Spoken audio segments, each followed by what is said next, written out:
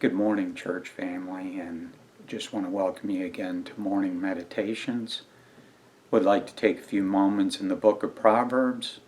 As I said yesterday, we'll be doing this on Tuesdays, Thursdays, and Saturdays. I want to encourage you to read one chapter a day. Today is April 2nd, and so we'll begin in verse 1. My son, if thou wilt receive my words and hide my commandments with thee, so that thou incline thine ear unto wisdom, and apply thine heart to understanding.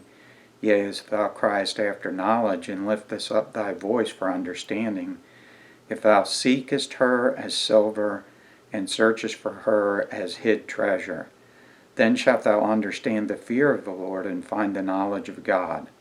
For the Lord giveth wisdom, out of his mouth cometh knowledge and understanding. He layeth up sound wisdom for the righteous. He is a buckler to them that walk uprightly. He keepeth the paths of judgment, and preserveth the way of his saints. Then shalt thou understand righteousness and judgment and equity, yea, every good path. Boy, I want to encourage you during this time. In fact, Proverbs chapter 2 goes on to tell us that if we are pursuing every good path, it's going to help us to avoid the evil man, the strange woman, and to walk with good men. Why is that important? My professor in Bible college used to say this: the two greatest things that are going to influence your life are the people you meet and the books you read. And since most of you won't read books, the people you meet are going to influence you the most. Boy, that stuck with me. In fact, it challenged me to get to be a reader. And boy, I enjoy reading, but most of all, we want to enjoy good paths. I want to encourage parents and Christians. Boy, during this time when we're staying at home, don't get lazy on your schedule. Don't let your children have uncontrolled entertainment.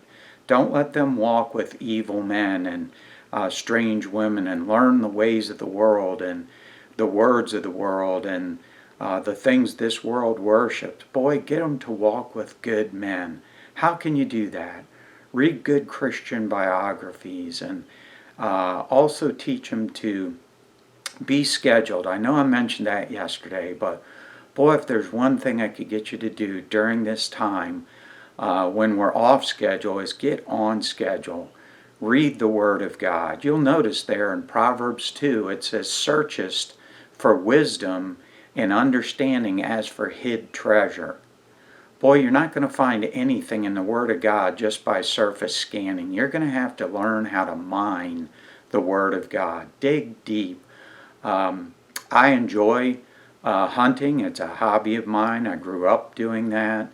Can I say this?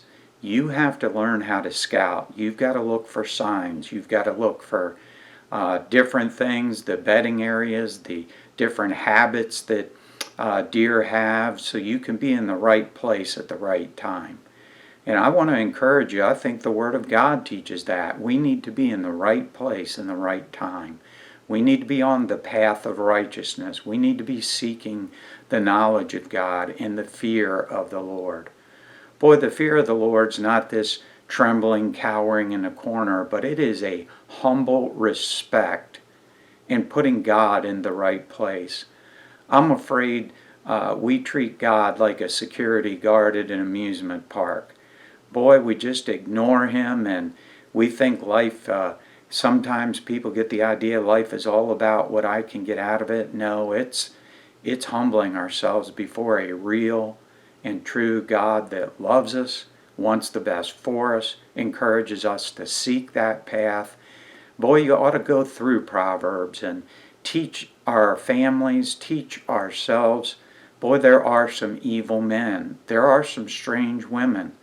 And boy, sometimes our entertainment will allow people into our homes to sing things and say things that we wouldn't approve of and wouldn't do ourselves. Be careful during this time that we're following good paths with good men. God bless you. We love you, and we're praying for your safety.